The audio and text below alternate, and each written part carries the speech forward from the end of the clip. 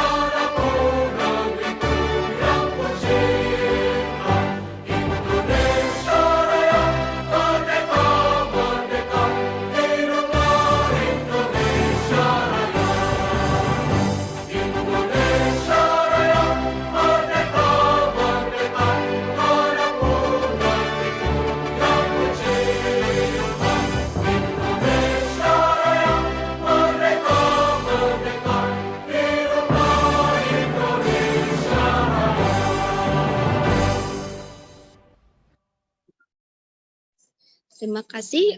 Selanjutnya kita akan mendengarkan Mars APWI.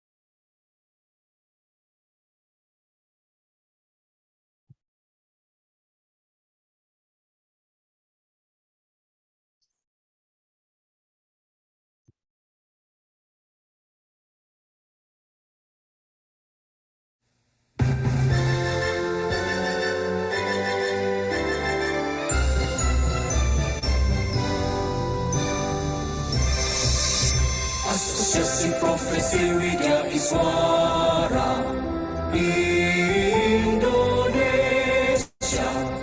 berasaskan Pancasila, Undang-Undang Dasar 45, wujudkan masyarakat makmur sejahtera. Tugas kita bersama, cerdaskan aparatur sipil negara, SDM unggul maju Indonesia.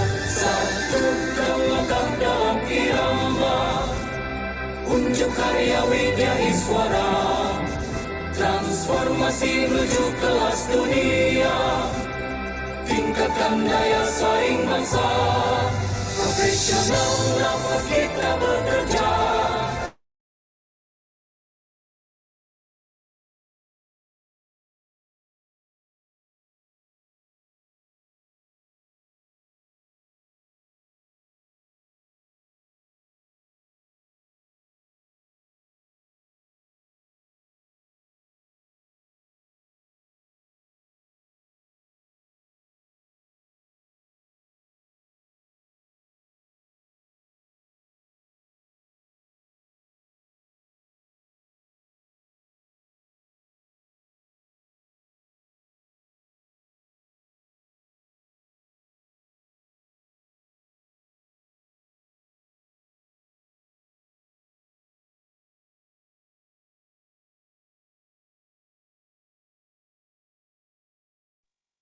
Mbak Emi?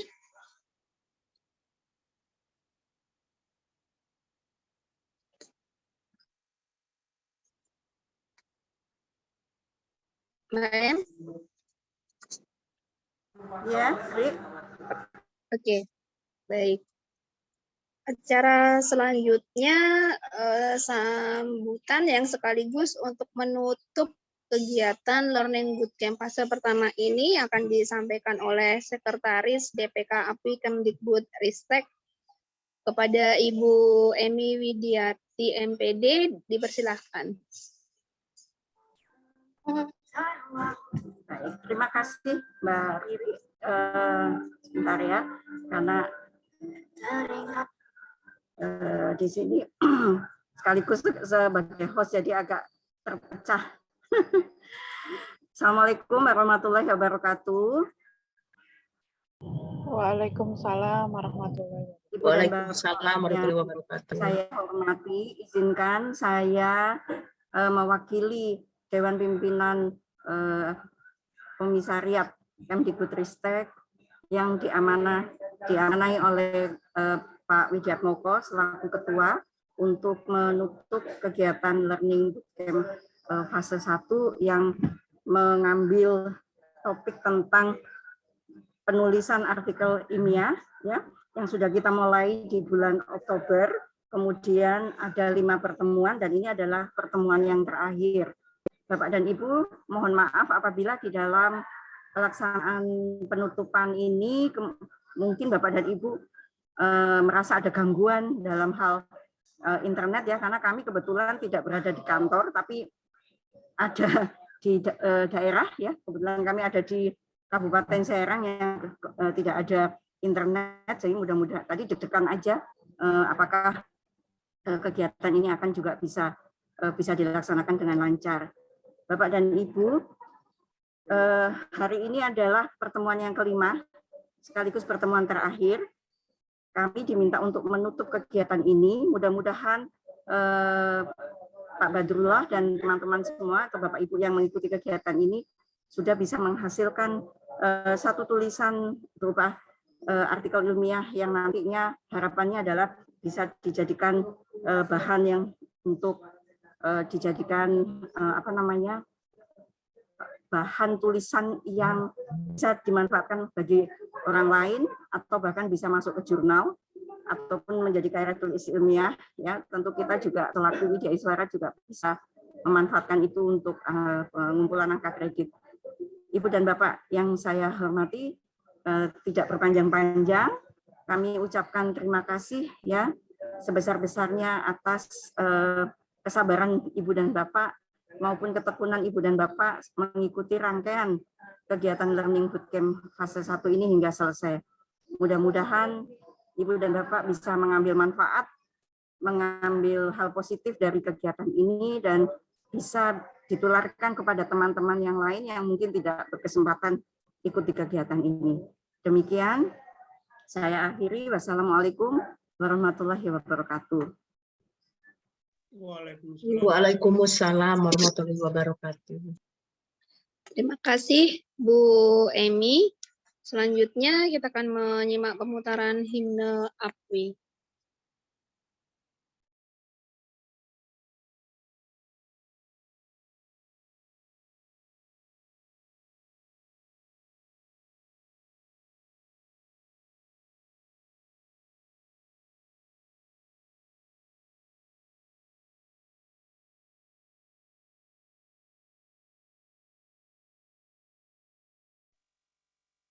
Mbak Emi,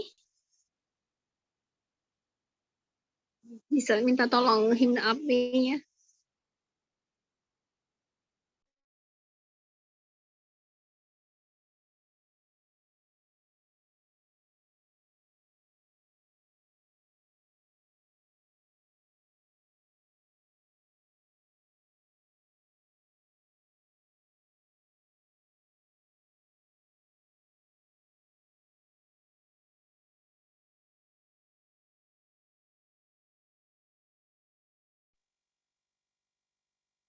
Nggak ada suaranya, Mbak.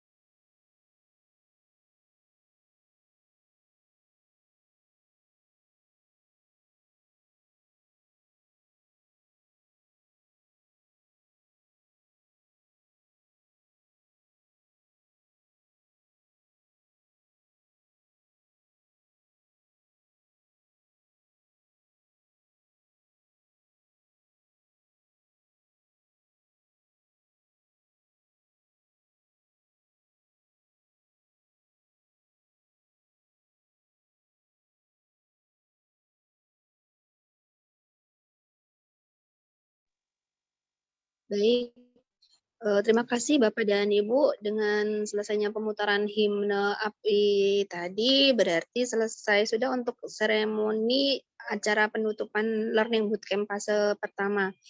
Kami segenap pengurus API, DPK, Kemendikbud, Ristek, mengucapkan terima kasih atas partisipasi dan keikutsertaan Bapak dan Ibu dalam kegiatan ini, dan sekaligus kami juga mohon maaf apabila ada kekurangan dalam penyelenggaraan kegiatan ini. Untuk berikutnya, jam kegiatan kami serahkan sepenuhnya kepada Pak Badrullah untuk menyampaikan materi di sesi terakhir untuk berinteraksi dan sharing, berbagi di antara Bapak dan Ibu juga. Terima kasih Bapak dan Ibu. Wassalamualaikum warahmatullahi wabarakatuh. Waalaikumsalam warahmatullahi wabarakatuh. Pak Badrullah dipersilahkan, the floor is yours, Pak. Silahkan untuk memulai. Terima kasih banyak Ibu Riri dan Ibu Eni dari APUI, Kemendikbud Ristek. Mohon maaf kalau suaranya nggak terlalu jelas. Di rumah kami sedang hujan keras. Mudah-mudahan di rumah Bapak Ibu tidak hujan keras juga. Syukur alhamdulillah kita dipertemukan untuk yang kelima kalinya melalui Zoom kegiatan Learning Boot yang difasilitasi oleh APUI sangat bersyukur dan berterima kasih kepada API Kemendikbudristek yang telah memberi kesempatan kepada saya untuk bersilaturahim dengan teman-teman semua untuk berdiskusi mulai dari pertemuan pertama hingga pada pertemuan hari ini, siang hari ini. Baik Bapak Ibu, mohon maaf saya mau cek sound dulu, kedengaran nggak? Iya Pak, kedengaran. Kedengaran Iya, ya? iya. Baik, Terdengar Pak Badrullah. kenapa Bu Desti? Terdengar Pak, jelas. Oke. Baik, materi terakhir ini adalah sebenarnya materi tambahan. Kalau istilahnya Pak, siapa kemarin itu Pak Dwi ya? Materi tambahan, dan saya lebih banyak ke materi tentang statistika.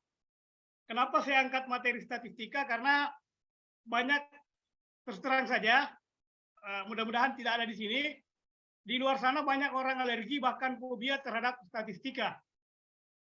Padahal seperti apa yang saya kemukakan pada pertemuan sebelumnya, salah satu ya syarat dipertimbangkannya kita punya tulisan artikel di jurnal internasional yang berkualifikasi baik itu salah satunya adalah penggunaan analisis data, dalam hal ini statistika, dan biasanya mereka lebih suka yang lagi tren atau lagi terbaru gitu. Oleh karena itu Bapak Ibu mohon maaf, kali ini saya akan menampilkan salah satu analisis data yang cukup digemari, yang cukup yang paling banyak digunakan di jurnal-jurnal internasional yang bereputasi, yaitu SMART PLS. PLS itu adalah partial least square namanya. Saya akan share dulu.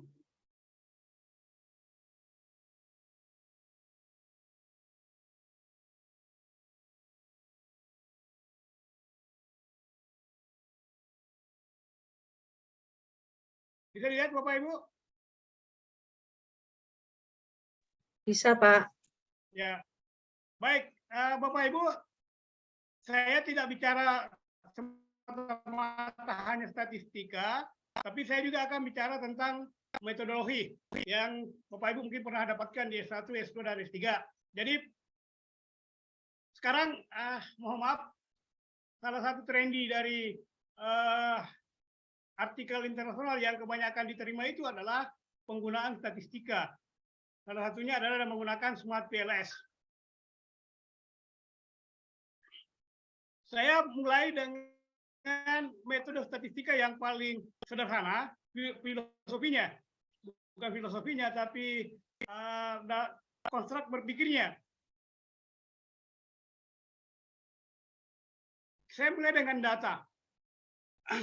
Data itu kan dipelajari di statistika ada 4 kategori, tapi bisa dipisahkan menjadi 2, yaitu nominal ordinal, kemudian interval rasio. Nominal ini penamaan, makanya disebut nominal. Ordinal ini karena dia berjenjang. Nominal contohnya misalnya jenis kelamin, laki-laki perempuan. Kemudian ordinal ya berjenjang tingkatan pendapatan, tingkatan pendidikan, tingkatan ekonomi. Kemudian interval, ini data ukuran, tapi tidak memiliki nilai nol, tidak mengenal nol mutlak. Beda dengan rasio yang menggunakan data ukuran betul-betul menggunakan nol mutlak. Contoh gram, meter, dan lain-lain. Kalau interval contoh misalnya prestasi belajar, dan lain-lain. Nah, kebanyakan mana ini?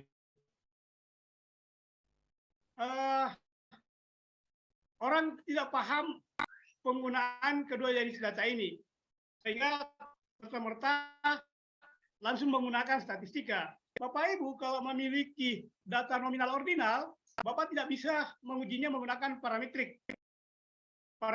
Statistik parametrik, dan ada statistik non parametrik. Statistik parametrik adalah statistik yang menguji parameter. Ada parameternya, ada ukurannya, misalnya biasa rata-rata dan lain-lain. Kalau non parametrik itu tidak menguji parameter, tidak ada parameter yang disiapkan.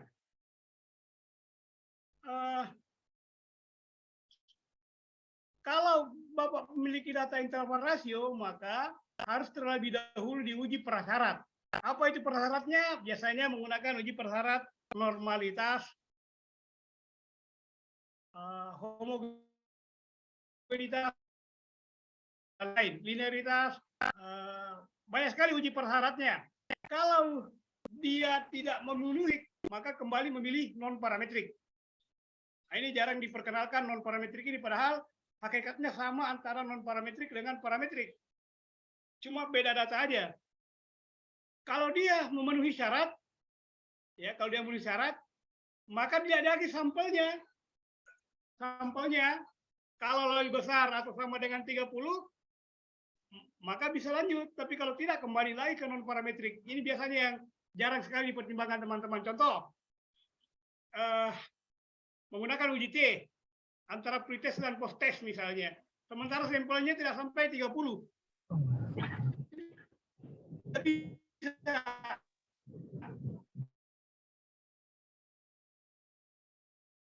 kalau bisa ya, kalau lebih atau sama dengan 3 trik. Contoh parametrik yang Bapak biasa Ibu dengar, ada regresi, ya, ada uji T, ada uji ANAVA, dan lain-lain. Kalau non parametrik, ada Kruskal-Wallis, ada uji Mann-Whitney, dan lain-lain. Saya mau step by step. Sampai di sini ada yang mau didiskusikan dulu? Biasanya kalau saya mengajar statistika, gimana ya? Gampang-gampang susah.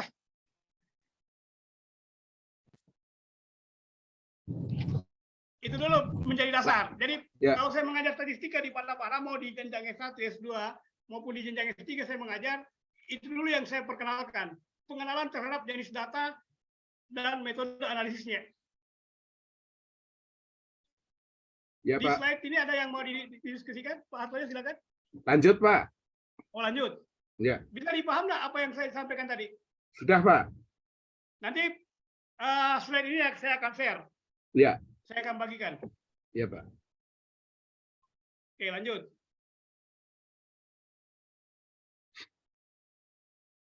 Nah, sebentar Bapak Ibu, selesai penjelasan saya akan mengajak Bapak Ibu bersimulasi kalau ada waktu. Kita bersimulasi menggunakan Smart PLS. Dan Bapak Ibu bisa nanti login, bahkan mendownload aplikasi ini. Aplikasi ini cukup bagus, simple, tidak perlu Bapak Ibu membuat rumusnya itu sudah tersedia, tinggal digunakan aja. Bahkan gambar-gambarnya pun, gambar panahnya, gambar variabelnya dan lain-lain itu tinggal atau digeser. Apa itu structural equation modeling? Nah, Bapak Ibu, ada namanya model, contoh begini. Kalau saya ingin menguji prestasi belajar dengan menggunakan misalnya dengan katakanlah perhatian guru terhadap hasil belajar siswa, maka tidak serta-merta perhatian itu mempengaruhi hasil belajar. Biasanya ada di antaranya yang mempengaruhi. Contoh motivasi misalnya. Jadi perhatian guru mempengaruhi motivasi, motivasi mempengaruhi hasil belajar. Bisa Bapak Ibu ya dipahami? Ya, oke Bu. Ya, itu yang disebut dengan intervening, variabel perantara. Ya. Variabel perantara. Jadi asumsinya adalah biasanya orang-orang di luar sana tidak percaya kalau hanya mengatakan perhatian guru berprestasi terhadap hasil belajar. Atau misalnya kinerja kepala sekolah tidak serta-merta mempengaruhi kualitas mengajar guru. Ya. Atau kinerja guru. Tapi biasanya kinerja kepala sekolah mempengaruhi prestasi mempengaruhi motivasi guru yang berpengaruh terhadap kinerja guru gitu. Ya. Nah, oke, Pak. Kalau SEM namanya struktural, jadi dia Pak, suaranya putus-putus, Pak. berpengaruh langsung, ada Pak, suaranya putus-putus, pengaruh Pak. tidak langsung. Ya, halo. Suaranya Halo. suaranya putus-putus, Pak. Halo. Tes, Ya. tes 1 2 3. Bagaimana partainya sudah? Ya Pak, jelas Sudah, Pak. Pak. Ya, Oke. sudah jelas. Sudah jelas. Pertanyaannya Pelan-pelan adalah- aja, Pak. Pertanyaannya adalah kenapa disebut berstruktur? Kenapa disebut kesamaan struktur? Model kesamaan struktur atau structural equation modeling, karena yang kita uji adalah ada strukturnya. Berstrukturnya itu tadi kinerja berpengaruh terhadap motivasi dan motivasi berpengaruh terhadap kinerja guru misalnya. Ya. Nah, di sini ada kinerja kepala sekolah bisa berpengaruh langsung, bisa juga berpengaruh tidak langsung. Makanya disebut berstruktur. Jadi ada namanya direct impact, indirect impact, dan total impact. Kalau kita bicara SEM, ada 3 pengaruh yang selalu kita perbincangkan. Tadi itu menarik ketika kita nanti membuat tulisan, membuat hasilnya. Bisa Pak ya? Halo? Lanjut, Pak. Jadi di skip aja Pak kalau terlalu cepat. Saya mohon maaf. Saya memang terbiasa bicara dengan cepat sekali. Jadi itu kekurangan yang sejak lahir Pak. Tapi bagi saya itu bukan kekurangan, malah kelebihan. Karena di antara 100 orang mungkin hanya saya yang bisa bicara cepat. Bisa Pak ya? Jadi Bisa, Pak. apa itu structural equation? Jadi model kesamaan struktur. Yang mana itu strukturnya? Tadi ada langsung, ada tidak langsung. Kalau kita Bapak bayangkan, kinerja kepala sekolah terhadap motivasi guru dan terhadap kualitas mengajar guru misalnya. Jadi bisa saja dia secara tidak langsung pengaruhnya kinerja kepala sekolah itu dia secara tidak langsung berpengaruh terhadap kualitas mengajar guru karena ada motivasi. Dan juga bisa secara langsung dan bisa secara bersama-sama, total itu bersama-sama. Nanti kita lihat Pak di contoh pembahasannya nanti. Nah ini yang disebut dengan intervening. Jadi biasanya kalau kita dulu waktu S1 kita hanya mengetahui misalnya pengaruh X1 terhadap Y, pengaruh X1, X2 terhadap Y. Kita tidak mempertimbangkan interveningnya, perantaranya. Bahkan kita tidak mempertimbangkan moderasinya. Ada juga namanya variabel moderasi. Nanti saya jelaskan.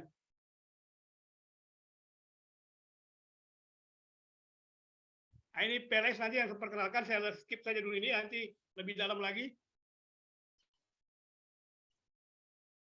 Nah, Smart PLS ini yang saya akan jelaskan nanti Bapak Ibu. Kita tahu kenapa ini digunakan. Kalau misalnya data tidak berdistribusi normal. Bapak Ibu masih ingat waktu S1, kadang ada teman-teman, datanya tidak normal, dia mati-matian mau normalkan. Betul enggak Bapak Ibu? Ya. bahkan cenderung juga ada si penguji, kalau data tidak normal, harus normal. Tidak boleh tidak normal. Padahal data tidak normal pun bisa. Apa itu? Sebenarnya begini, apa itu distribusi normal? Distribusi normal itu adalah melihat kecenderungan data sampel kita berasal dari populasi yang berdistribusi normal. Normal itu artinya ada lebih banyak berkumpul di tengah dibanding dengan yang di pinggir-pinggir gitu. Tapi kalau tidak normal, tidak jadi penelitian, bukan. Benar Bapak Ibu ya? Kadang ada selentingan di adik-adik kita atau anak-anak kita mahasiswa, datanya harus normal. Kalau tidak normal tidak bisa lanjut. Tidak bisa menggunakan statistika, padahal banyak. Salah satu pilihannya adalah menggunakan Smart PLS nanti. Jadi kalau data tidak normal bukan berarti penelitian itu tidak sah. Penelitian itu tidak bagus. Penelitian itu ditolak. Berikutnya, cukup banyak jalur yang dianalisis.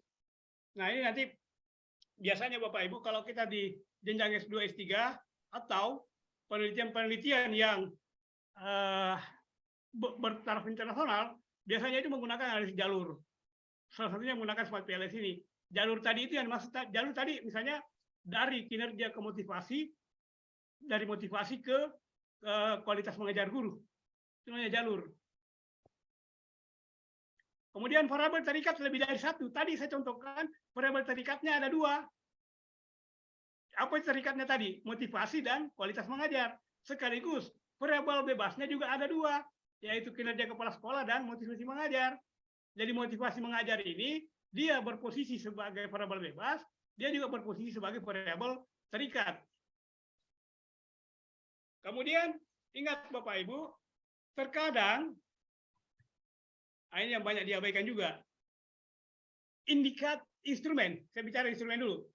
Instrumen yang kita pakai itu kan dibangun berdasarkan indikator. Betul tidak? Halo? Saya ulangi, instrumen yang kita gunakan harus dibangun berdasarkan indikator. Dan indikator ini merupakan liburan dari konsep dimensi yang kita pakai. Jadi tidak boleh kalau saya menguji mahasiswa, Pak, Bu, saya lihat instrumennya, saya tanya apa indikatornya. Misalnya pertanyaan 1, di mana indikatornya? Oh ini Pak, di kisi-kisinya ini nomor indikator nomor 1. Kemudian indikator nomor 1 ini ada enggak di dalam konsep atau teori yang Anda pakai? Kalau tidak ada, itu namanya indikator apa namanya, simsalabim. Sekonyong-konyong muncul dipertanyakan. Saya kasih contoh. Misalnya, di instrumen mengatakan begini. Misalnya, ini misal Bu ya.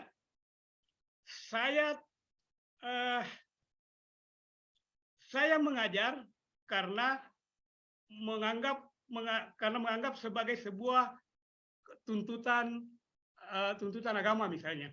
Sementara di indikatornya memang ada, tapi tidak ada di dalam konsep itu. Konsep yang dia breakdown di dalam motivasi, dia tidak ada mengatakan bahwa salah satu indikator motivasi itu adalah kebutuhan agama misalnya. Maka pertanyaan itu dianggap pertanyaan sekonyong-konyong. Jadi biasanya kalau saya menguji mahasiswa, itu gampang buat mereka menangis. Saya hanya cek instrumennya aja dulu, belum cek yang lain. Wah ini instrumen menghayal. Instrumennya menghayal, analisisnya pasti menghayal, kesimpulannya pasti menghayal. Kesimpulannya silakan kembali menghayal. Jadi nanti setelah menghayal baru saya uji lagi. Nah, berikutnya, ada namanya indikator formatif, ada reflektif. Jadi ada indikator, dia mengarah ke variabel. Sebaliknya, ada juga indikator, dia merupakan refleksi dari variabel itu. Sebentar saya jelaskan, Bu. Bahkan saya bisa berikan contoh. Ada dalam slide ini. Nah, ini biasanya SPSS, bedanya SPSS, itu dia tidak bisa menganalisis per indikator. Itu bedanya dengan Smart PLS. Kalau kita menguji SEM, SPSS juga belum bisa SEM kecuali menggunakan EMOS, Analysis Moment of Structure, atau menggunakan Liserel. Saya tidak perlu berpanjang ke sana, nanti tambah bingung. Nah, Bapak Ibu, saya kembali ke penelitian. Sebagaimana tema pada hari ini kita bicara tentang metode dan analisisnya. Sebenarnya penelitian itu ada 2, yaitu exploratory research dan confirmatory research. Jadi exploratory research, penelitian eksploratory itu teorinya sedikit, ya teori ini kuncinya, teorinya sedikit, bahkan teorinya kurang memadai atau belum kuat, tapi penelitian itu bisa dilakukan. Jadi tidak semua penelitian itu harus teorinya banyak. Kendalanya juga, ya kadang kalau kita diuji, ada juga sih penguji yang harus teorinya banyak. Kalau teorinya banyak, maka itu yang disebut dengan confirmatory research. Itu. Nah, ini analisisnya. Saya hanya jadi exploratory research, maksudnya ini, kalau penelitian saya tidak terlalu banyak teorinya, belum kuat, maka saya bisa analis menggunakan PLS ini, Smart PLS. Nanti setelah Smart PLS ini muncul beberapa konsep, muncul beberapa temuan baru yang disebut dengan novelty di dalam penelitian. Makanya Parsilles Square ini mengatakan bahwa tidak apa-apa teorinya sedikit. Jadi meneliti tidak apa-apa teori sedikit, nanti muncul konsep-konsep baru. Gitu.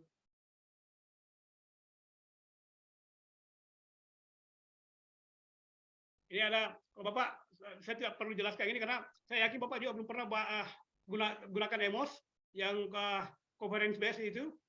Saya nanti ini konsumsi mahasiswa S3 yang jurusan statistik sebenarnya. Nah, saya kembali ke variabel. Ini macam-macam variabel. Bapak Ibu ini S1 banget. Sekedar bagaimana ya, meremaining pemikiran kita kembali ke tentang variabel. Ada namanya variabel independen, variabel bebas, atau variabel eksogen. Kalau dalam multivariat itu namanya variabel eksogen. Biasa juga disebut variabel stimulus. Biasa juga disebut prediktor. Biasanya juga disebut dengan anteseden. Yang jelas variabel ini mempengaruhi menjadi sebab perubahan atau timbulnya variabel terikat. Itu independen. Lawannya adalah dependen atau variabel endogen, ada variabel output. Dia dipengaruhi. Nah, ini yang mungkin jarang kita bahas yang dua ini. Saya concern yang kedua ini. Saya highlight. Nah, saya kasih warna kuning. Oh, enggak ya. Saya kasih warna kuning. Variabel moderator. Variabel yang mempengaruhi, memperkuat, dan memperlemah hubungan antara variabel bebas dan variabel terikat. Jadi ada sebuah variabel yang bisa memperkuat, bahkan memperlemah hubungan antara variabel X1, X misalnya dengan Y. Tapi variabel ini, variabel moderator ini, tidak dipengaruhi oleh variabel yang lain. Tidak dipengaruhi oleh variabel bebas. Dia hanya mempengaruhi pengaruhnya. Beda dengan intervening. Yang tadi yang saya jelaskan ini, variabel penyelah atau perantara yang terletak di antara dua variabel bebas dan variabel terikat. Tadi motivasi guru misalnya, dia kenapa? Dia dipengaruhi oleh kinerja kepala sekolah, tapi dia mempengaruhi kualitas mengajar guru. Itu beda dengan moderator. Kalau moderator dia dipengaruhi oleh variabel lain. Nanti contoh. Bagaimana contoh analisis dan penggunaannya, nanti saya perlihatkan Pak. Bahkan contoh interpretasinya mungkin. Nah, ada namanya variabel kontrol.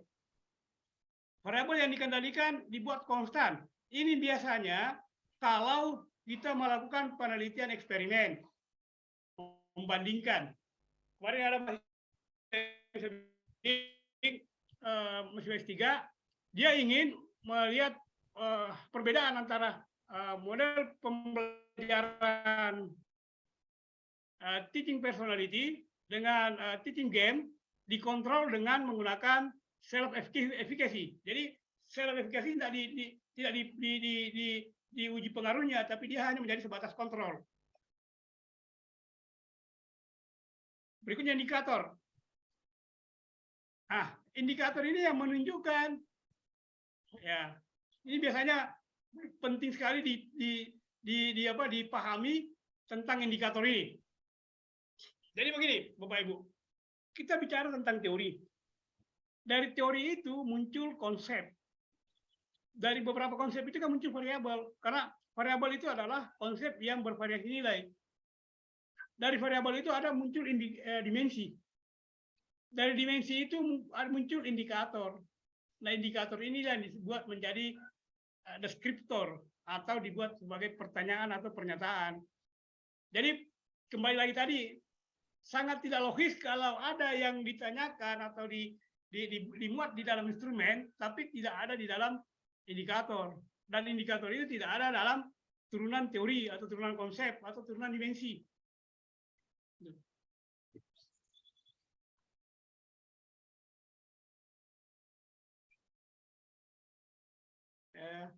Langsung ke ini. Jadi model indikator itu begini Pak Bu. Kalau dia reflektif, indikator itu merupakan pencerminan dari variabel. Jadi yang elips ini adalah variabel. Jadi elips ini adalah variabel. Kalau misalnya ini variabelnya, kalau dia mengarah ke indikator panahnya, maka dia disebut reflektif. Kalau formatif, variabel ini terbentuk oleh indikator. Saya kasih contoh nanti. Tunggu dulu, ini. Misalnya ini indikator. Kalau mengatakan ada banyak fasilitas tambahan di hotel, ini variabelnya kepuasan dengan hotel. Banyaknya fasilitas di hotel, tambahan di hotel, itu berpengaruh terhadap kepuasan dengan hotel. Tapi, saya akan menyarankan teman untuk memilih hotel ini, itu dipengaruhi karena kepuasan saya dengan hotel. Itu bedanya. Jadi, ini ada beberapa panah-panah, ada panah keluar, ada panah ke dalam. Nah, misalnya nih, kamar hotel bersih. Kamar hotel bersih, ini mempengaruhi pada ini kamar hotel bersih mempengaruhi penilaian, mempengaruhi kepuasan saya terhadap hotel tersebut. Termasuk juga tarif. Tarif hotel murah mempengaruhi kepuasan saya dengan hotel.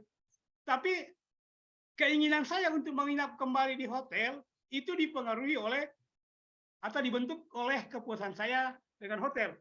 Itu bedanya. Jadi ini merupakan reflektif, sementara yang ini menjadi formatif. Jadi formatif itu membentuk variabel atau mempengaruhi variabel. Kalau reflektif, cerminan atau pengaruh dari variabel itu sendiri. Makanan dari hotel ini enak. Nah, kalau kita abaikan dulu panahnya, makanan dari hotel ini enak, ini dipengaruhi oleh kepuasan atau mempengaruhi kepuasan? Mempengaruhi, Pak. Iya, betul. Kalau sekolah misalnya apa? Kalau misalnya sekolah, kita ambil contoh sekolah. Sekolah A misalnya. Kalau saya katakan, saya akan mengajak keluarga saya untuk bersekolah di sekolah ini.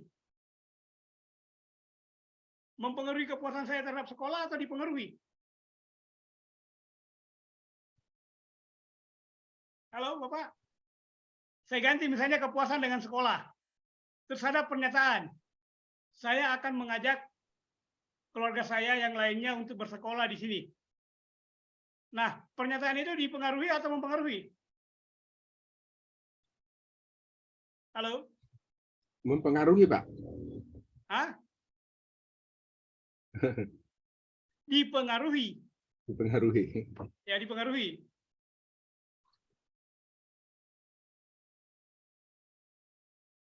Jadi, misalnya nih, secara keseluruhan saya puas dengan hotel ini, oke. Atau misalnya karyawan hotel ramah. Saya begini. Guru di sekolah ini berdisiplin tinggi. Itu mempengaruhi atau dipengaruhi?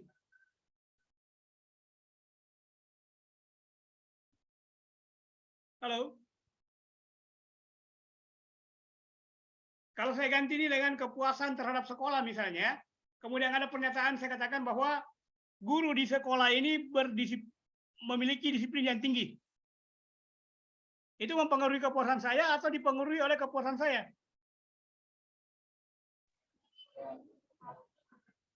Halo?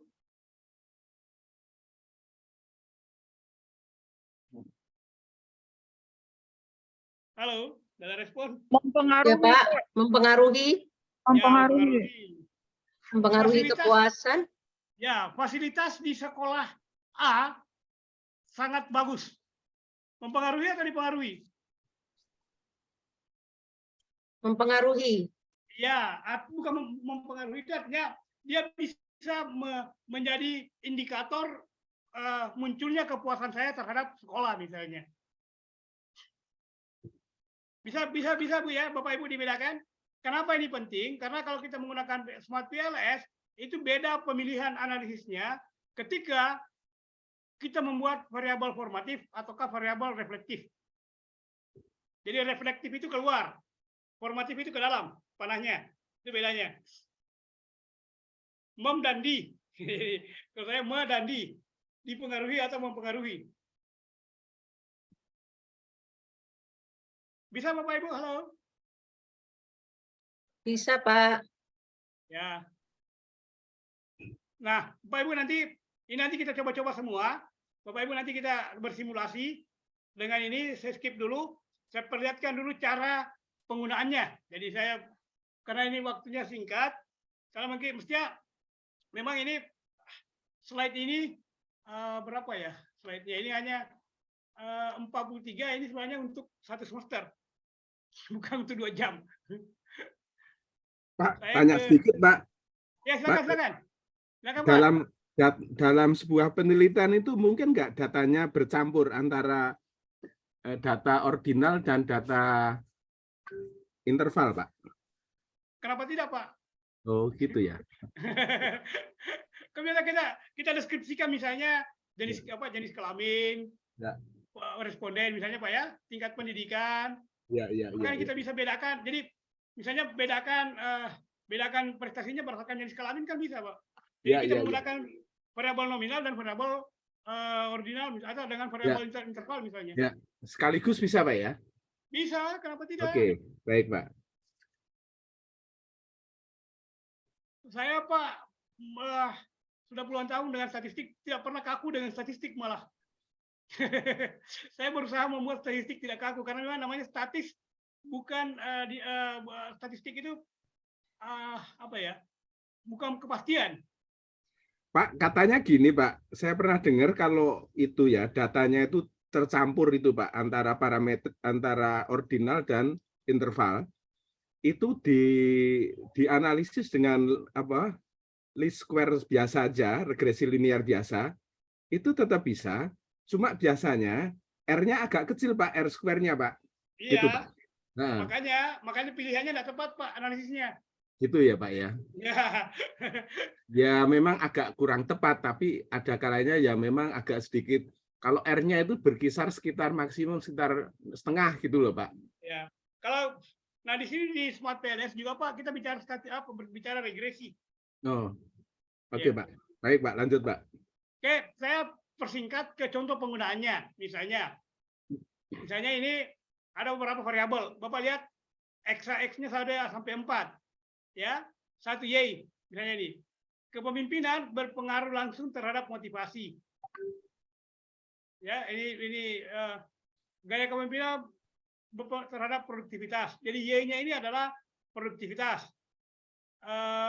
X1-nya kepemimpinan, X4-nya motivasi, X2-nya insentif, X4-nya motivasi.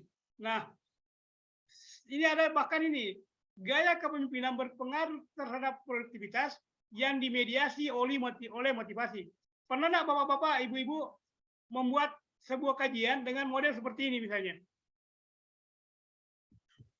Kan biasanya kan kita lurus-lurus saja Pak ya. X1 terhadap Y, X2 terhadap Y, begitu ya Pak Hartoyo ya? Ya, Pak. Pernah, Pak.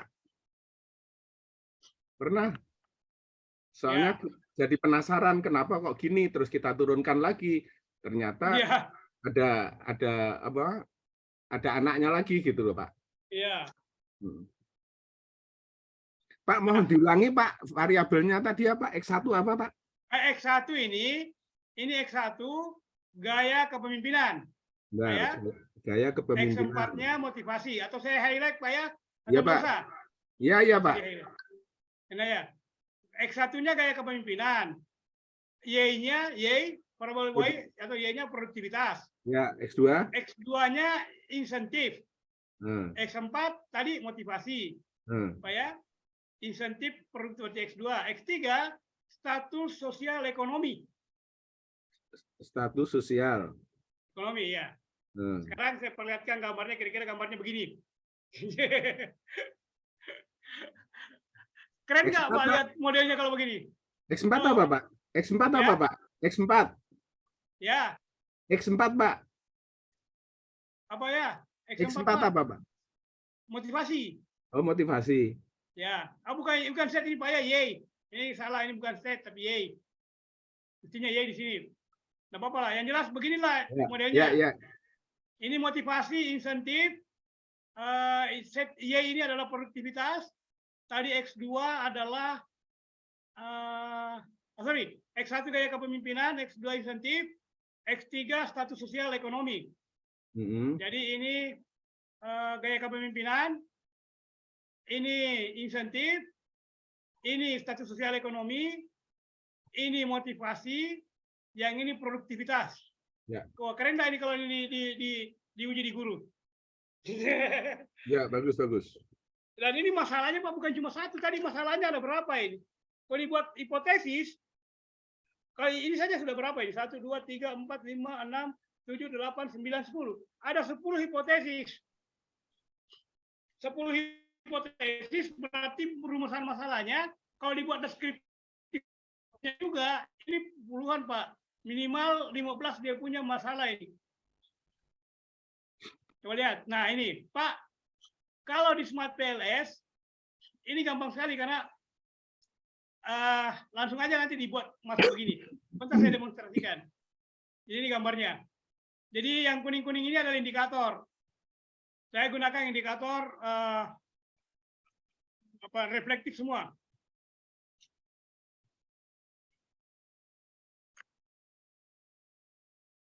Nah, ini hasilnya setelah saya gunakan Smart PLS.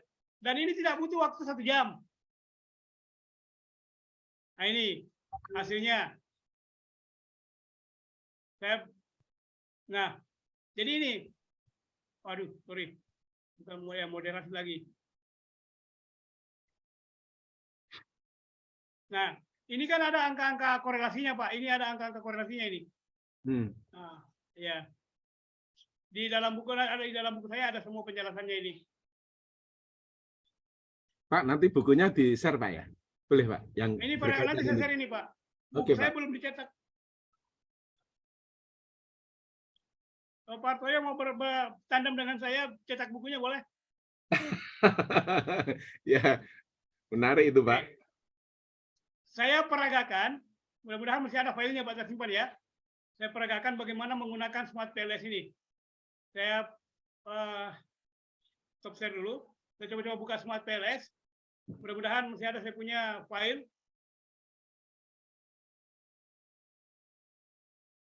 Mana ini Smart PLS?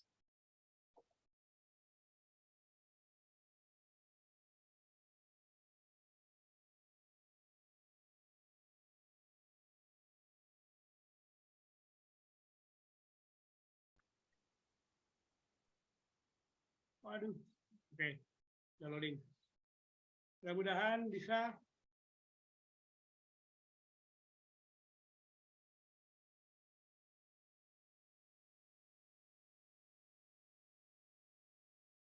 Nah ini Smart PLS-nya. Jadi misalnya kita mulai dengan proyek tadi atau saya munculkan saja. Mana ini?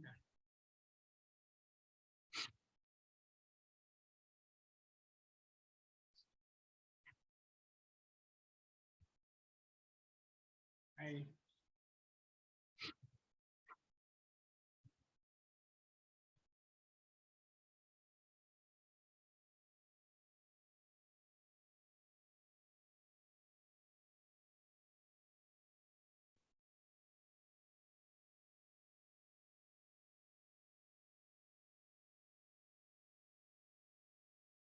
Nah, ini Pak, setelah indikatornya dimasukkan semua di sini, ini sebenarnya tinggal dipindahkan aja kemari. Tinggal di blok baru pindahkan. Nanti ada tutorialnya sini. Bapak Ibu saya mengajak untuk bersimulasi dengan Smart PLS ini. Nanti saya tuntun Pak. Nggak usah khawatir. Coba-coba aja dulu. Daripada saya banyak bercerita kosong. Coba-coba aja ya. Mana tadi? Kita mulai dengan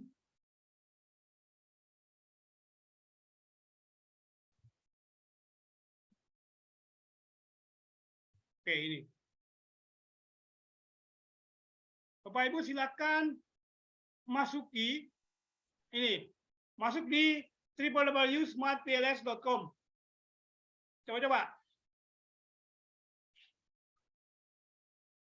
Bapak Ibu yang menggunakan laptop, menggunakan handphone barangkali nggak bisa ya. Menggunakan laptop silakan coba-coba www.smartpls.com supaya Bapak di anunya terinstall di laptopnya.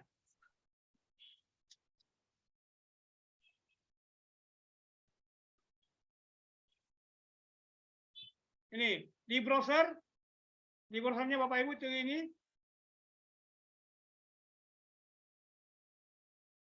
Smart PLS, sorry.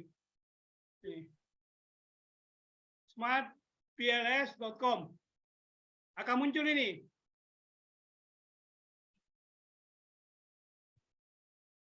Nanti kita pilih akun student untuk versi gratisnya.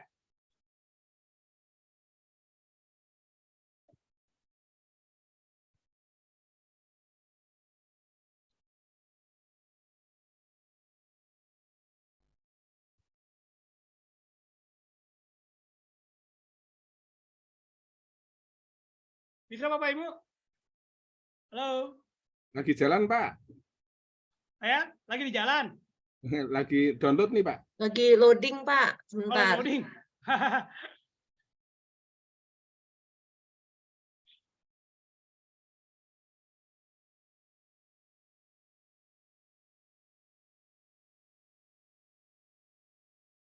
Lama juga ya, Pak. Nah, perhatikan Lama, nanti Pak. Bapak Sampai 6 versinya menit. apa? Sampai Ya. 6 menit nih, Pak. Lama, Pak. Kenapa ya?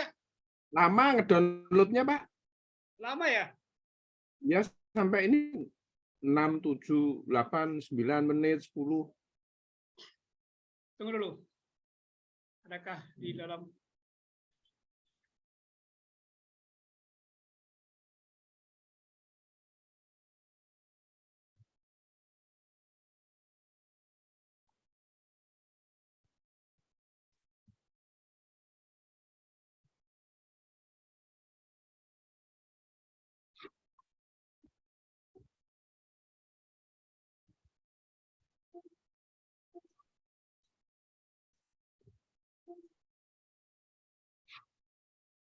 saya coba carikan. Siapa tahu filenya sudah ada, tinggal di ekstrak saja.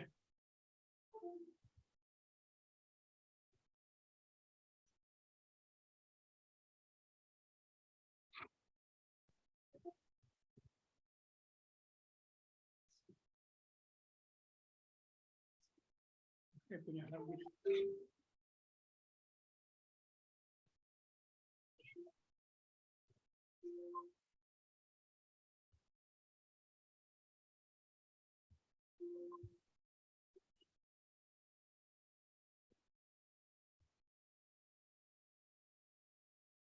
Bapak pakai laptop berapa, Pak? 64 bit atau 32? 64, Pak. 64, Pak ya.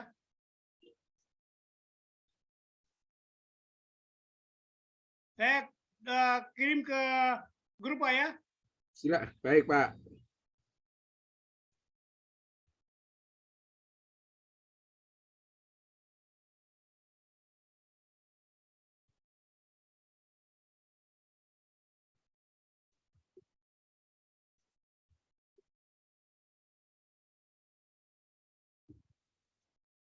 Oh, enggak bisa.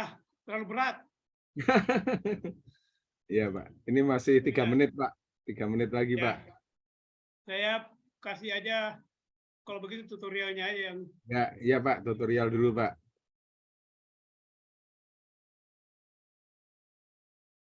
ini ada langsung ke bab 3 saya kasih, Pak ya.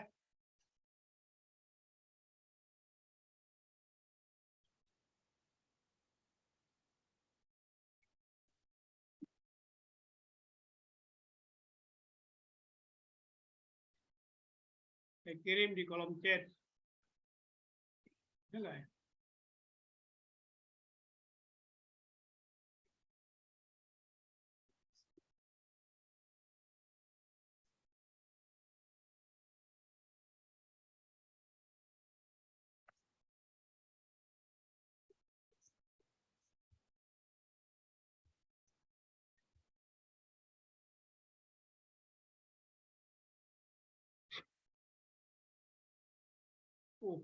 Kok disconnect?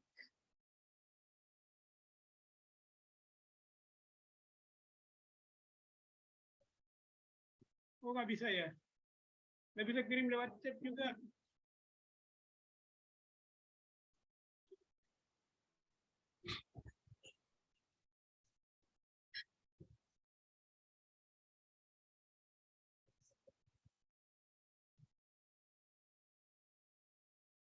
Oh, berat juga. Saya kirim di grup WA.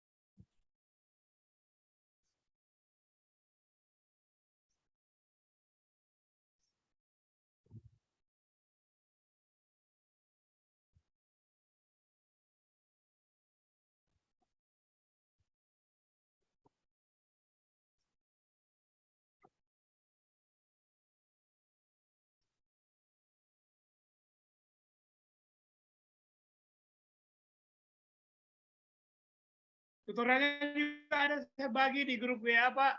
Cuma butuh waktu sedikit.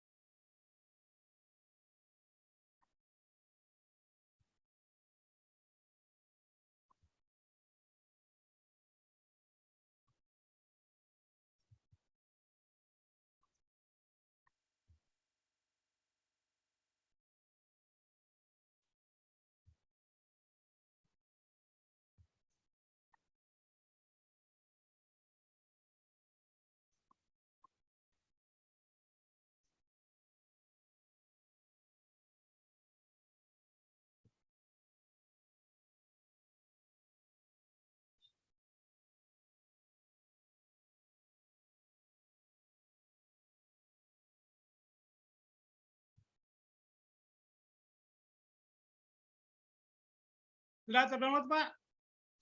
Tutorialnya sudah terima, Pak? Ya, saya sudah kirim di grup WA, Pak. Iya, Pak. Kalau aplikasinya sudah belum? Masih berjalan, Pak. Ini saya harus berkali-kali klik lanjutkan biar terus karena berkali-kali Atau begini, gagal. Bapak Ibu. Oke, nanti mungkin kendala jaringan ya. Mungkin lagi down jaringan. Saya kita diskusikan sedikit, meskipun misalnya tidak Bapak belum bisa, tapi saya perlihatkan tutorialnya dulu. Bisa, Bapak Ibu? Pak Hartoyo, Ibu Bisa, Sarjana, Pak. Ibu Mariko, bisa ya, Bu Bisa. Desti. Saya screen dulu.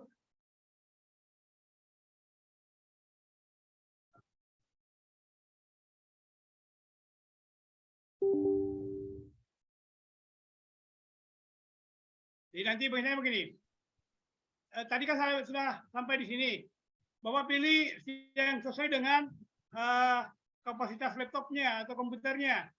Kalau dia versi 64, Bapak Ibu pilih yang 64.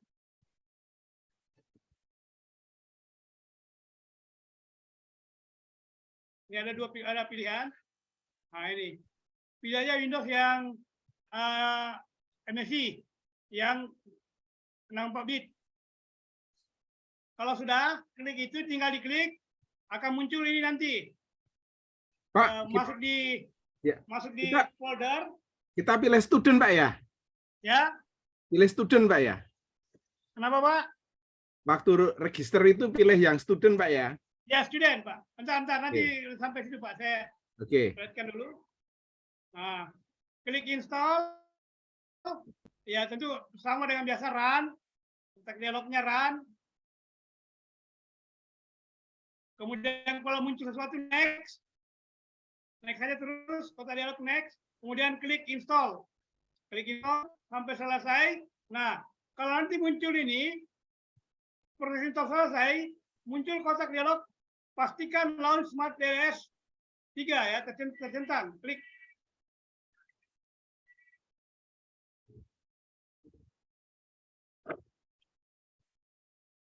Nah, ini. Baru finish.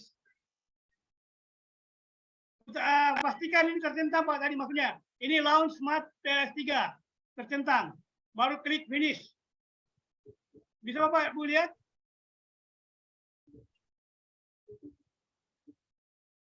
Setelah finish, nah ini ada 3 pilihan. Student, profesional, dan profesional lagi. Bedanya adalah ini berbatas waktu. Yang 2 ini punya batas waktu, tapi fiturnya lengkap. Kalau ini tidak berbatas waktu, cuma fiturnya tidak terlalu lengkap. Tapi untuk kepentingan analisis data yang standar, ya kalau cukup pakai ini aja. Saya hanya pakai yang student ini.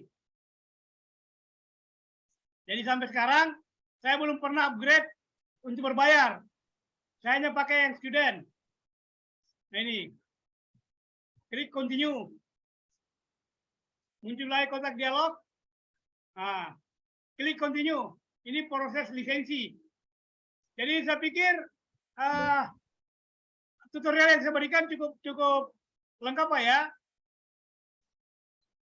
Nah, berarti sudah. Nah kalau muncul begini, ini yang saya kasih kotak merah, berarti sudah siap untuk digunakan. Klik saja start. Klik start. Nah, ya, muncullah ini tadi, seperti yang saya perlihatkan. Di sini, jadi kolom yang satu ini adalah untuk variabel nama project, yang di bawah ini indikator, yang di sini adalah gambar diagram. Bapak Ibu nanti tidak menggambar, hanya menginput data saja. Input datanya lewat Excel. Saya ulangi, nanti input datanya lewat Excel saja.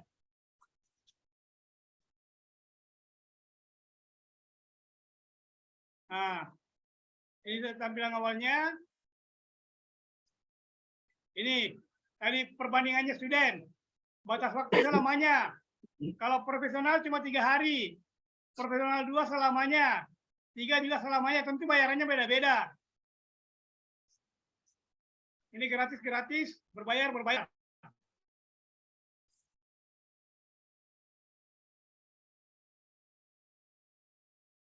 Nah, datanya dibuat dalam bentuk Excel. Setelah data disimpan dalam format Excel, kemudian di save as menjadi format CSV MS-DOS. Ini ada dalam pilihan Excel.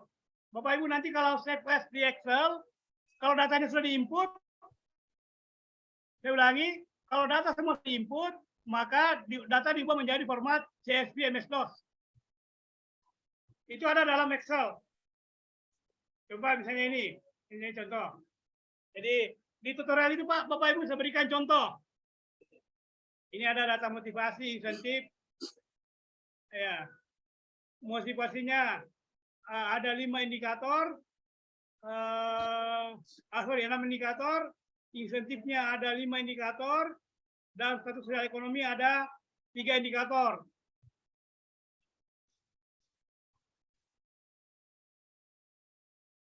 Nah, datanya diinput di Excel begini aja, Pak. Jadi, data misalnya ini data indikator, setiap indikator.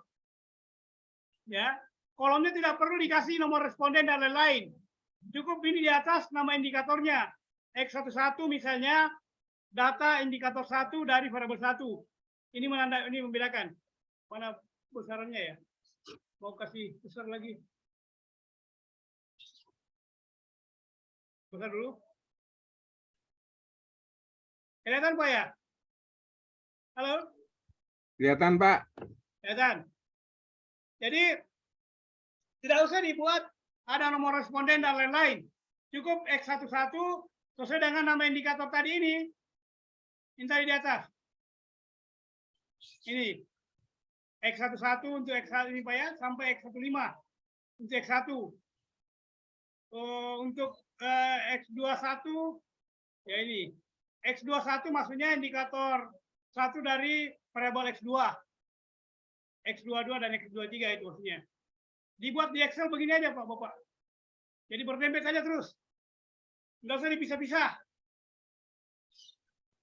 Nah, setelah ini, setelah masuk semua, kita save as.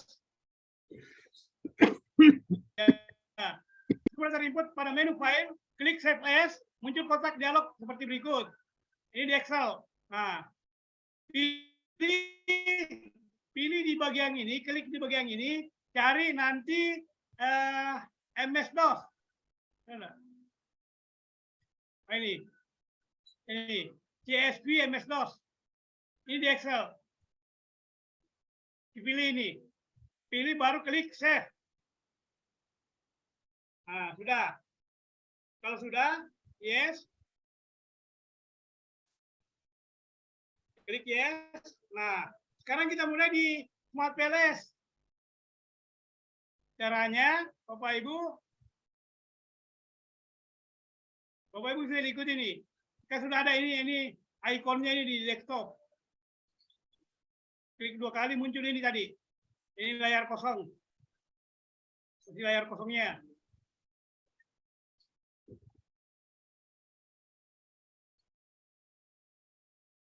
Muncul layar kosong, pilih new project, artinya memulai project.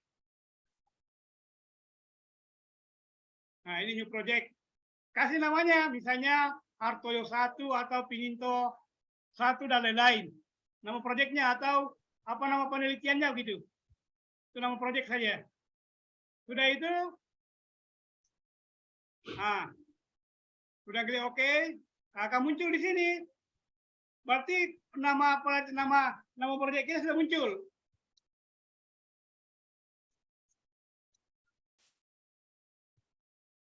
Akan muncul secara otomatis. Seperti itu.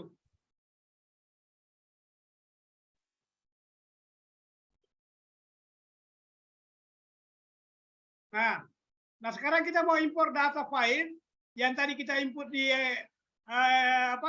Excel. Masuk ke dalam Smart PLS. Caranya ini di klik kanan. Jadi klik kanan ini Pak, ini yang biru, yang tadi nama, kalau misalnya tadi Hartoyo 1 misalnya, atau Hartoyo latihan, atau Ibu Pininto misalnya, di klik kanan. Klik kanan yang warna biru itu, yang di highlight biru, baru klik ini import data file. Klik import data file. Kalau diklik import data file, ya. Nah, kita ambil yang SPS yang Excel tadi, yang formatnya CSV, yang format CSV, yang kita sudah simpan di Excel. Nah, kasih nama juga. kemudian kasih nama, sudah kasih nama, klik OK. Nah inilah, kalau sudah muncul di sini berarti semua data yang tadi kita input di Excel sudah otomatis masuk di Smart PLS. Jadi Bapak tidak menginput lagi di Smart PLS, tinggal mengimpor.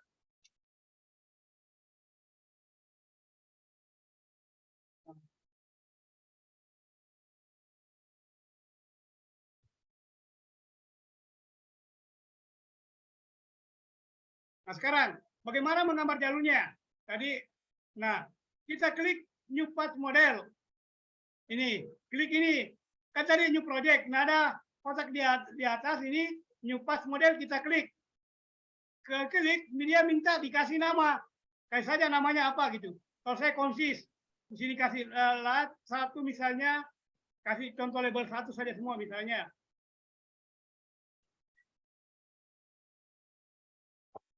Nah ini akan muncul seperti ini. Nah, itu tadi yang saya maksud di bagian sini, indikator ini sudah muncul.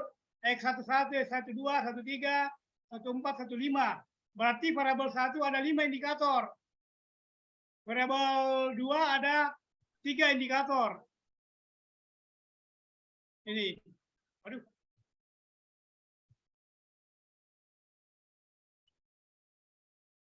Bapak Ibu nanti bisa ikuti nih. Contoh ini, kita pakai aja datanya. Nah, untuk memindahkan data ini tinggal di blok. Jadi semua yang berekstensi 1 misalnya, untuk variabel X1 saya blok.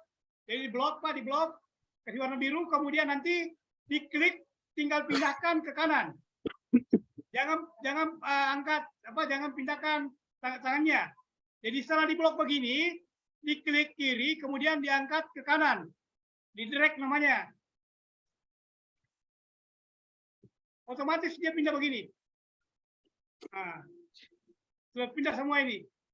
Jadi ini bukan Bapak yang menggambar, tapi otomatis komputer yang menggambar. Saya mau pindahkan lagi variabel kedua.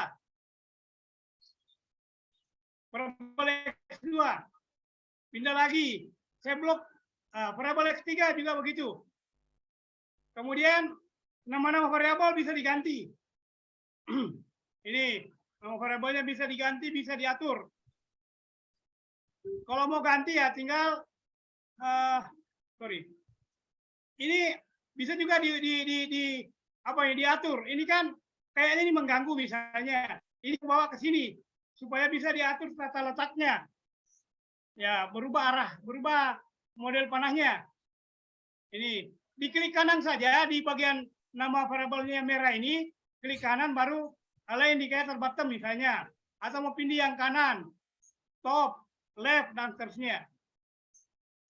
Lengkap Pak Bapak Ibu penjelasannya. Nah ini sudah menghadap ke bawah, yang satunya lagi menghadap ke kanan. Nah ini modelnya begini.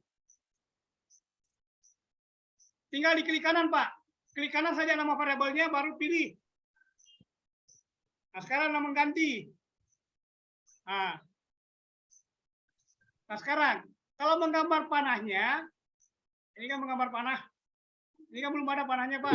Ini tinggal ini nanti kalau mau gambar panahnya ini, tinggal diklik saja tanda panah ini connect.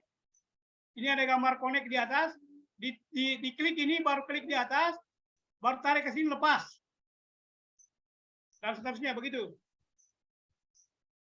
Ini klik latar kemudian klik latar variabel 2. Dia akan otomatis.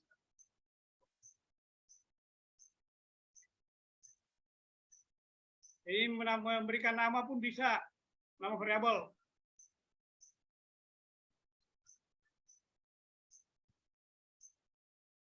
Ini.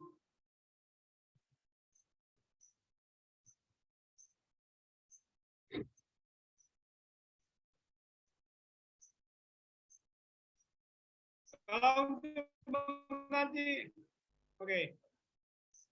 Habis ya. Saya kirim lagi yang kalkulasinya. Untuk kalkulasinya nanti saya kirim di grup.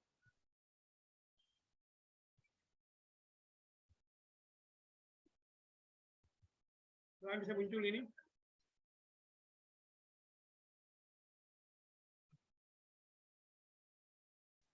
Tadi kita punya gambar seperti ini, Pak. Nah, di Smart PLS itu ada namanya PLS algorithm dengan bootstrap. Jadi biasanya pertama kita lakukan dengan PLS algorithm. Bapak Ibu, saya kirim ini Pak ya di grup. Halo. Ya Pak. Saya kirim di grup, Bapak Ibu. Iya Pak. Tinggal nanti mengikutinya aja. Kalau ada yang mau ditanyakan nanti boleh kita diskusi.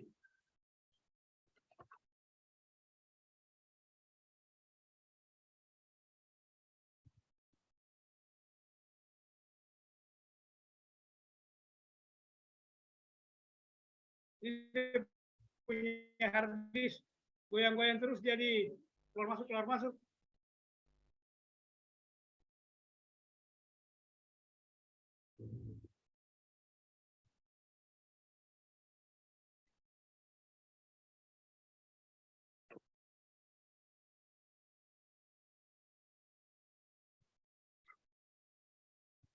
Nah ini misalnya Bapak Ibu asingnya, nanti Bapak lihat sendirilah.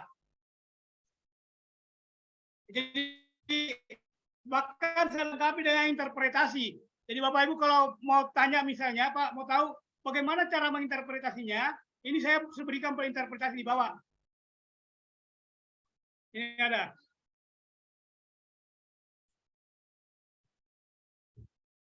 Dengan kriterianya.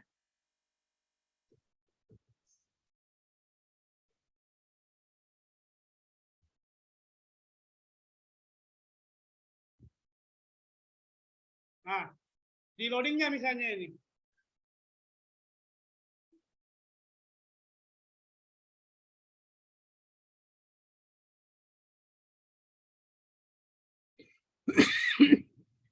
Maaf Bapak Ibu, saya berhenti sejenak. Ini lagi suara azan di dekat rumah saya.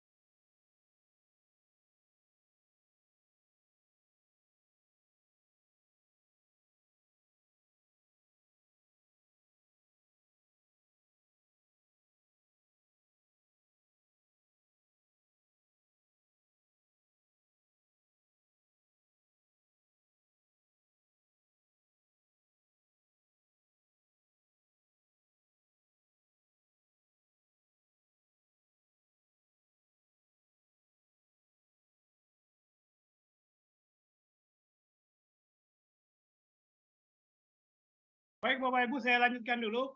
Sekali lagi karena tadi azan. Bapak Ibu pernah menggunakan SPSS? Pak Hartoyo pernah SPSS? Ibu Peninto pernah gunakan SPSS? Belum pernah Pak, tapi kalau dengar ininya sudah pernah. Ibu Desti Belum atau pernah. ibu yang lain?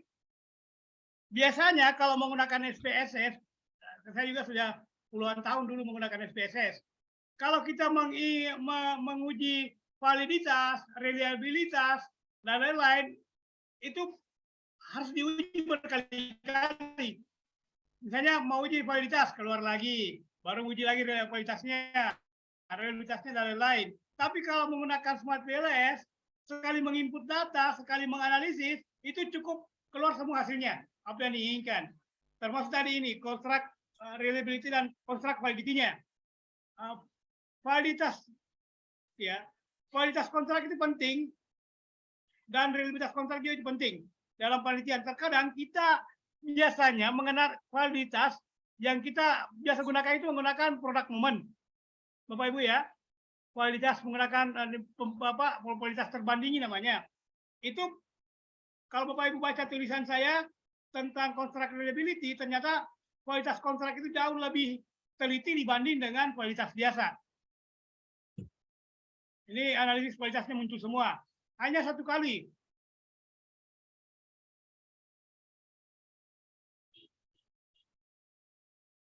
Asumsi parsialnya muncul semua. Jadi ini Bapak Ibu tinggal diikuti di dalam petunjuk itu. Nah,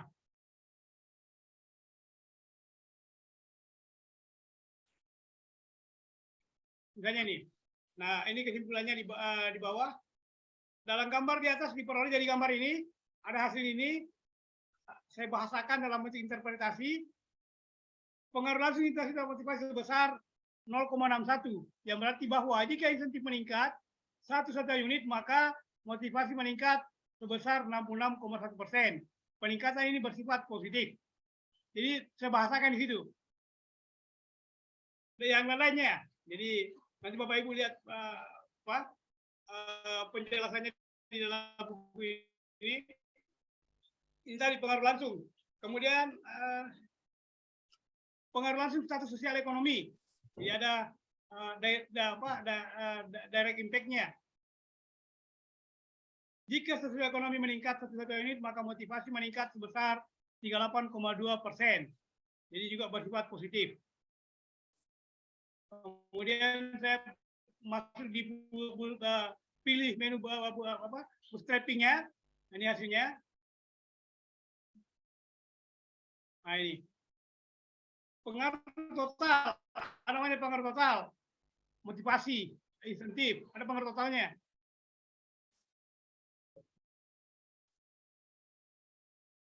Dan seterusnya. Jadi itu Bapak Ibu silakan ada 2 file yang saya kirim, tutorial awal untuk menjalankan dan tutorial untuk menjalankan operasi ini. Saya buat dalam bahasa yang sangat sederhana. Mudah-mudahan Bapak Ibu bisa mengikutinya. Dan saya pernah cobakan dengan teman-teman yang tidak berlatar belakang matematika, itu bahkan berlatar belakang pendidikan agama di UI Ternate. Alhamdulillah mereka bisa ikuti semua tutorial itu. Kalau mau disampaikan memang dalam forum ini, dalam waktu 2 jam sangat tidak bisa. Tapi kalau Bapak Ibu, jadi pengalaman teman di sana, saya sharekan, kemudian mereka coba-coba sendiri, dan alhamdulillah mereka bisa menggunakan aplikasi ini.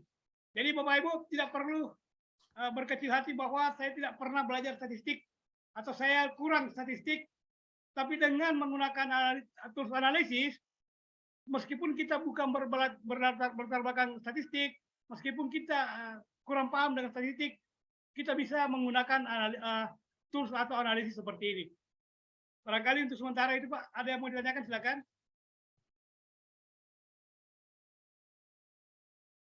Pak, dalam contoh Bapak tadi semuanya datanya ordinal Pak ya? Atau sudah dengan interval? Data ordinal semua Pak, data ordinal. Oh, ordinal semua. Tapi nggak ada masalah kalau nanti tercampur dengan data interval Pak ya? Nggak ada masalah Pak. Oke, baik Pak. Jadi kalau Bapak lihat di awalnya tadi, mana tadi yang file. Jadi itu data per indikator Pak. Jadi data yang dimasukkan itu di dalam apa tadi? Di dalam Excel. Aduh, ulang lagi.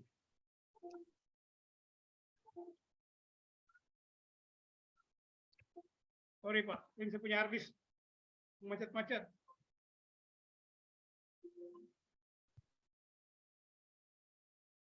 Saya perlihatkan datanya, jadi tidak usah khawatir. Kalau menggunakan SPSS, menggunakan parametrik, memang sangat tidak bisa menggunakan data apa ini, interval atau data ordinal. Sorry, data ordinal. Ini data angket.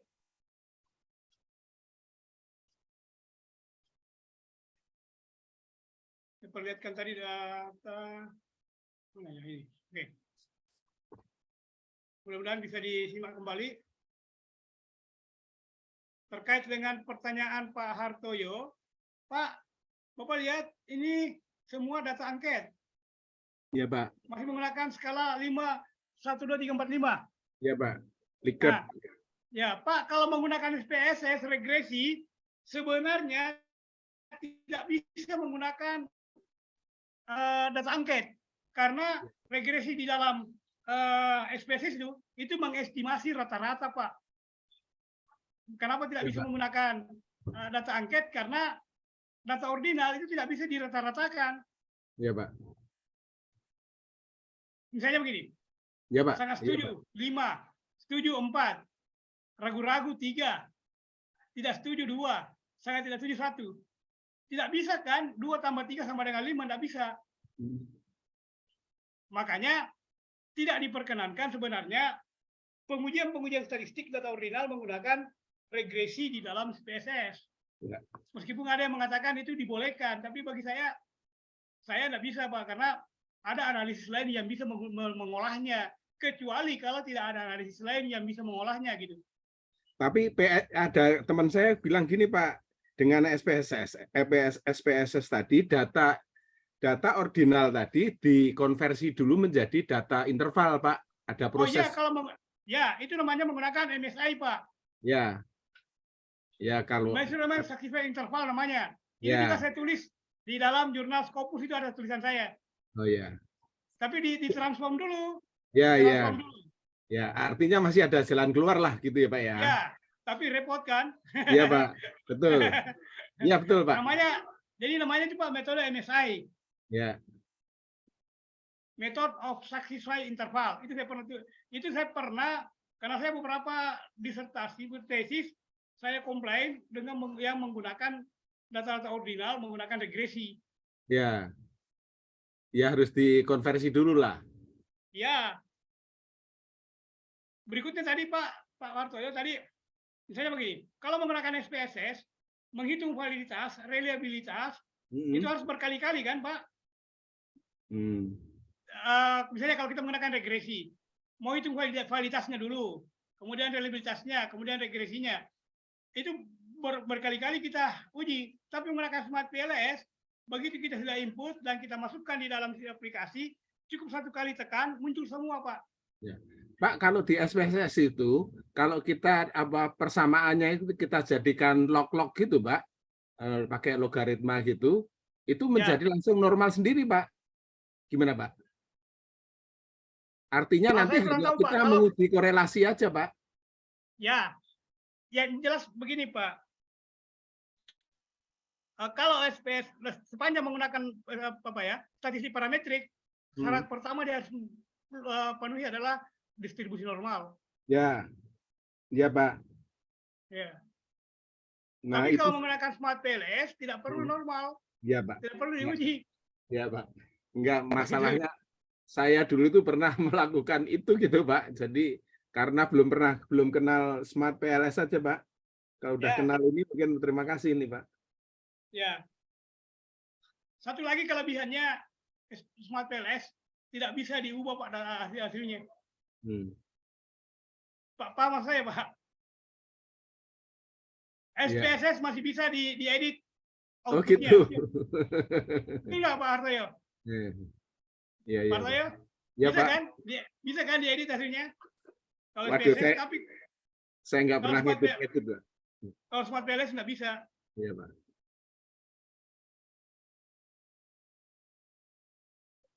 Baik, Pak. Ya. Jadi teman-teman, maaf Bapak Ibu yang tidak connect dengan statistik, jangan merasa berkecil hati dengan statistik. Coba gunakan aplikasi statistik. Bu, saya mengajar di Malaysia, saya kumpulkan orang-orang yang tidak pernah belajar matematika. Bukan tidak pernah, yang tidak suka belajar matematika. Kemudian saya ajak dia diskusi tentang statistik. Ternyata setelah saya diskusi dengan mereka, dia katakan, kenapa bukan dari dulu saya belajar statistik kalau memang begini gampang gitu. Ya, Ini Pak. Pak Hartoyo. Ya, Pak. Terima kasih, Pak. Karena kan biasanya teman-teman itu, kalau mereka tidak, katakanlah begini, bukan dari program IPA misalnya, misalnya Pak Hartoyo ya, biasanya agak enggan dengan statistika. Dianggap statistika itu adalah hantu gitu kan. Ya. Bahkan Pak. penelitiannya cenderung menghindari penggunaan statistik. Dia menggunakan paling tinggi dia hanya distribusi deskriptif. Hanya pemberian data dengan rata-rata, persentase dan lain-lain. Enggak menggunakan statistik, uji-uji statistik, uji-uji hipotesis. Ya. Katanya tidak bisa memahami rumusnya. Enggak usah pahami rumusnya, pahami penggunaannya saja. Pak Hartoyo, kalau saya boleh jujur, rumus statistik yang saya hafal cuma rata-rata. Yang lain saya tidak hafal. Iya, Pak. Tapi saya tahu menggunakan. Saya background saya matematika dan puluhan tahun mengajar statistika. Saya tidak pernah memaksa diri untuk menghafal rumus statistika. Ibu Pininto, tidak usah. Saya rekomendasi untuk tidak menghafal rumus. Tidak ada kok. Terima kasih, Pak. Rumus varian saya tidak hafal. Paling saya tahu median, nilai tengah, nilai yang ada di pertengahan, modus yang paling banyak, rata-rata jumlah seluruh data dibagi banyaknya data. Itu aja yang saya tahu. Yang lain tidak. Ibu tahu, tanya saya tentang rumus uji T, tidak saya hafal. Rumus uji varian, uji kovarian, tidak hafal. Tapi menggunakan itu saya bisa. Dan itu yang saya coba tularkan ke teman-teman yang selama ini alergi dengan statistika. Kalau tidak mau dikatakan fobia dengan statistika. Iya, Pak. Dan sekali lagi Bapak Ibu, mau tidak mau kita harus menerima kenyataan bahwa di luar sana kebanyakan artikel-artikel yang digubris itu adalah yang memiliki data-data analisis statistika. Penjelasan saya pertemuan sebelumnya bahwa jangankan tabel statistika, Bu, tabel biasa saja itu mewakili ribuan bahkan jutaan kalimat. Apatah lagi dengan tabel tadi, kalau misalnya tadi katakanlah begini, rancangan analisis kita tampilkan dalam bentuk diagram tadi. Itu mewakili berapa kalimat itu Pak Hartoyo? Oh iya, Pak. Bagus sekali. Belum lagi ada angka-angkanya misalnya. Saya capture yang ada angka-angkanya. Dari angka-angkanya saya bicara, berdasarkan gambar di atas, saya bisa temukan bahwa pengaruh X1 terhadap Y begini, X1 terhadap ini begini, mediasinya begini, moderasinya begini.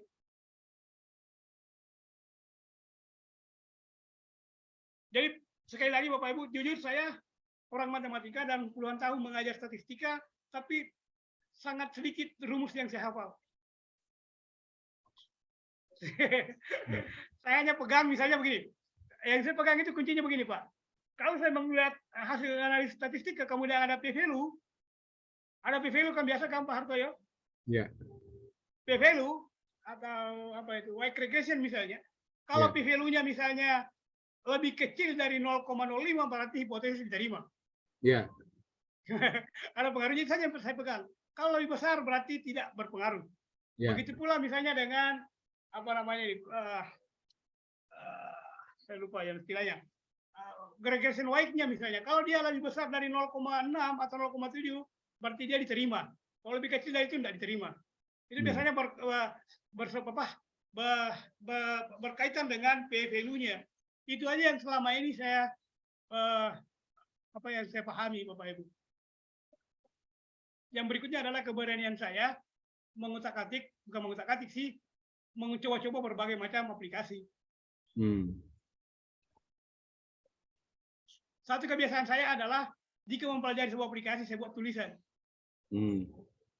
Saya ingat persis Bapak Ibu ketika SEM tahun 2010, saya ke Malaysia, saya hanya diperdengarkan oleh teman bahwa ada SEM, bisa dianalisis menggunakan beberapa aplikasi, termasuk Lisa, Rel, dan Emos, dan saya interest dengan Emos.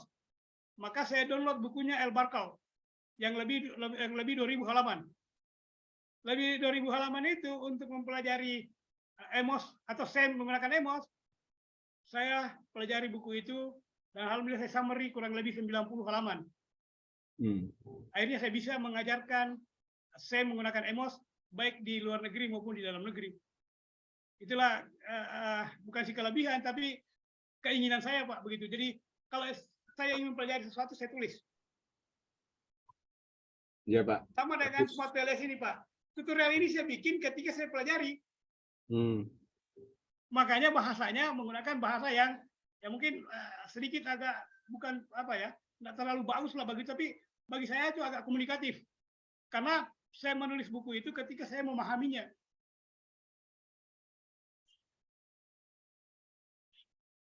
Cuma sayangnya buku saya belum diterbitkan karena belum punya dana untuk menerbitkannya. Dan tadi berkelakar kalau Pak Hartoyo mau tandem dengan saya, bolehlah kita terbitkan. Atau Ibu Peninto, atau Ibu siapa ini, Ibu Marike. Itu aja, Pak. Ya, Pak. Sekali lagi, ya, sekali lagi Bapak Ibu, penjelasan saya mungkin membingungkan, tapi lebih baik bingung daripada tidak sama sekali. Ya, Pak. Ya, Pak. Karena Biar bingung, penasaran adalah awal dari sebuah pembelajaran. Dikatakan dalam buku psikologi bahwa belajar tidak bermakna kalau tidak diawali dengan kebingungan atau tidak diawali dengan penasaran. Makanya disebut dengan operational condition di dalam psikologi.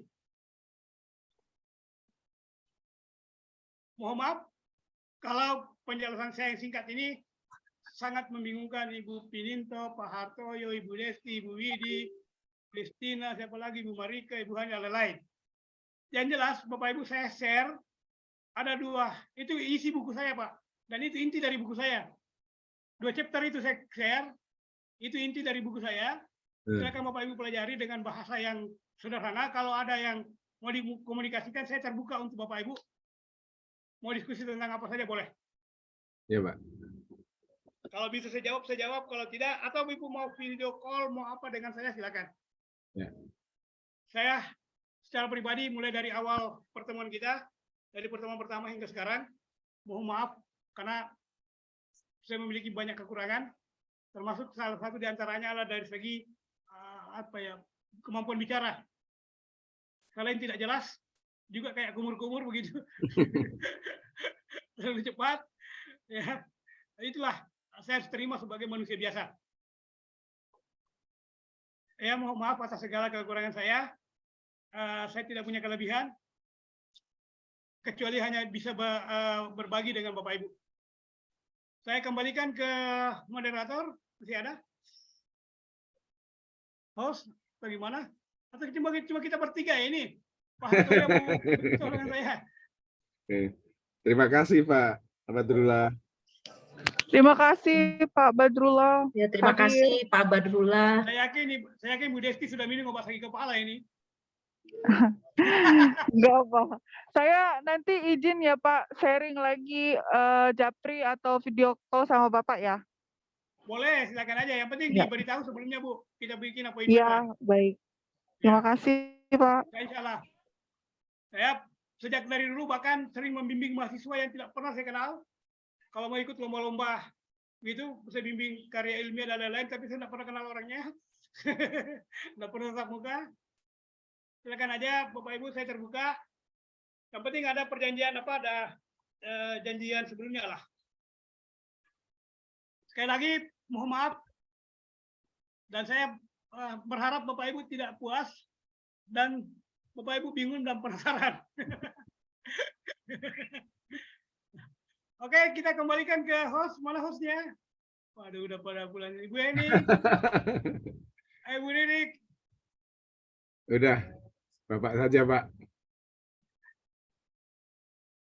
Ini Pak, saya nggak berani Pak, karena gigi saya tinggal satu ini. Waduh. Umur masih muda tapi gigi sudah habis.